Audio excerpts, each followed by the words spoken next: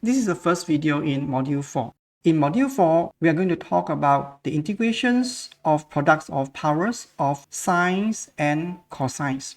We are considering three possible scenarios. Specifically, we are going to integrate an integrand in the form of sine x raised to the power of m cos x raised to the power of n, where n and m are two non-negative integers. Three cases are possible. The first is where one of the power or both of them are odd. The second case is one of the power is odd, one of the power is even. The third case is both of the power are even. In this video, we are going to discuss example 17, the integrations that involve the product of a sine function and a cos function, where one of the trigonometric function in the product is raised to an odd power. This is basically case number 2 that is shown in these slides. In the method that we are going to discuss here, it doesn't really matter whether it is the sine raised to an odd power or the cos is raised to an odd power.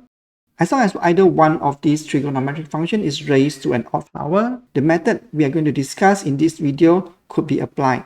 The trick is to break the trigonometric function raised to an odd power into the product of sine raised to a power which is 1 or the less times the trigonometric function raised to power 1. So here you break the sine power 3 into the product of sine power 2 and sine power 1. The purpose is basically to obtain a power of sine that is raised to an even power that is 1 or the less than the original odd power. We proceed with the process of integration by using the trigonometric identity.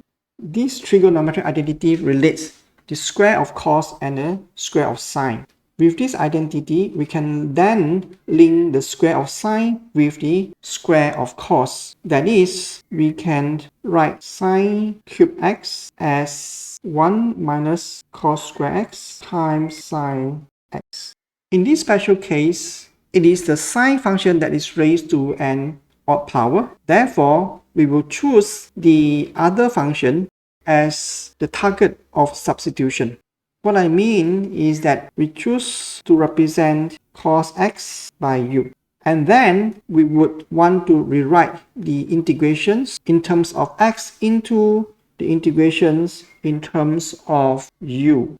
This could be done by replacing sine power 3x dx. We rewrite this line of equation into this form where I simply multiply a factor of the x on both sides of the equation, and then I'm going to, there's a power of 3 here which I have missed. I am going to rewrite these equations by substituting u equals to cos x to the right hand side of the equations. That is 1 minus u squared times sine x dx. Sine x dx can be obtained from the differential of u, that is du equals to minus sine x dx. So that sine x dx is simply equals to minus du. With this expression, sine cube x dx equals to 1 minus u squared times minus du, the integrations is then simply returned as cos square x times sine power 3 x dx equals to cos square x is simply u squared, while sine cube x dx is just simply the right hand side of these equations, that is 1 minus u squared du with a minus sign outside. So up to this stage, we have successfully converted the integration in terms of x into the integration in terms of u. The integrations in terms of u is easily evaluated because the integrand is now in the form of a polynomial in u.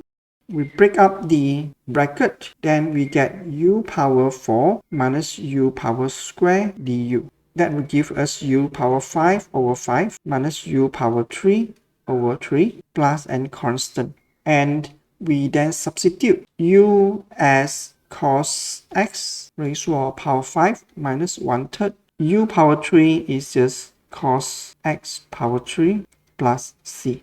So that is the solution to the integrations of example 17. As a conclusion to this video, we have discussed how to perform the integrations of sine cube x times cos square x.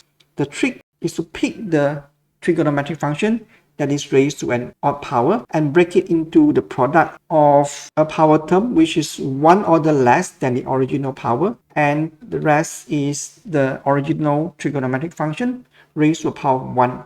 By doing this sort of decomposition, the odd power trigonometric function contains an even power and another term contains the trigonometric function raised to a power of 1, so that the even power function can be related to the square of cos function through this identity. We can see from this line of equation that the even power functions of sine is now cast into the form of cos square of x with the help of this identity. Then we could use an substitution rule of u equals to cos x to convert the product of sine cube x dx into the form that involve only u. In other words, the substitutions of u equals to cos x converts the integration with respect to x into an integration with respect to u. Once the integrations in terms of x is converted into the integration in terms of u, then the integrations could be performed quite easily, as the integration in terms of u are in the forms of polynomial in u, and this is the results in terms of u. Substituting u as cos x into this expression, we then obtain the full solution for the integrations of example 17.